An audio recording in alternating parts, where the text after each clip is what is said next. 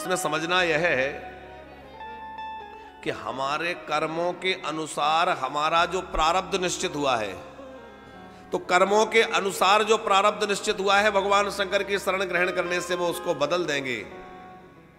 लेकिन जो भगवत इच्छा से हो रहा है, मान लो भगवान की ही कोई इच्छा है, तो फिर भोले बाबा उसको नहीं बदलेंगे, क्योंकि वो तो राम जी की इच्छा है। तो भगवान की इच्छा को कौन मिटा सकता है?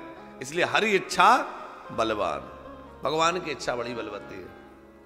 तो जीवन में एक सूत्र धारण कर लें, हमने जो चाहा वो मिल गया तो समझ लेना भगवान की कृपा है, और हमने जो चाहा वो नहीं मिला तो समझ लेना ये भगवान की इच्छा है। अभी भगवान नहीं देना चाहते तो हम परेशान ना हो, जब उपयुक्त तो समय आएगा और जब हम उसके पात्र बनेंगे तो भगवान अपने आप दे देंगे। अभी हमारी चाही हुई वस्तु हमें नहीं मिल रही है, इसका मतलब है कि अभी उसका समय नहीं आया है।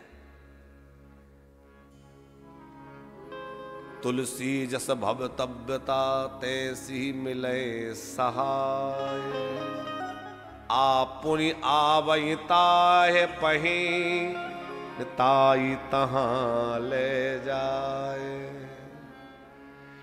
जैसी भवतव्यता होती है वैसा हो करके रहता है? प्रताप भानु राजा के प्रसंग में है, हम लोग आगे सुनेंगे।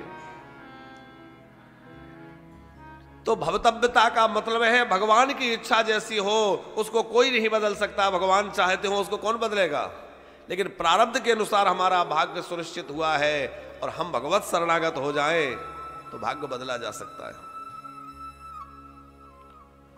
भरतलाल जी महाराज जब ननिहाल में थे तो भरतलाल जी को कुछ स्वप्न हुए, उन्होंने कुछ बुरा सपना देखा।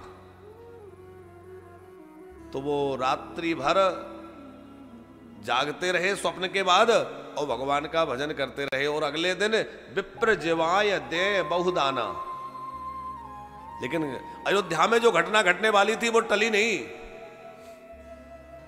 महाराज दशरथ कैकेयी को वरदान देने के बाद रात्रि भर भगवान अपने इष्ट देवता से, श्री सूर्य नारायण भगवान से प्रार्थना करते रहे, इष्ट देवता से प्रार्थना करते रहे कि यह समय टल जाए, लेकिन टला नहीं। कारण भगवत इच्छा, उसमें भगवान की इच्छा थी। तो हमारा प्रारब्ध टल नहीं रहा है, इसका मतलब है कि भगवान की इच्छा, भगवान चाहते हैं ऐसा हो। लेकिन हमारा जो कर्म के अनुसार भाग्य बना है वो भगवान बदल सकते हैं।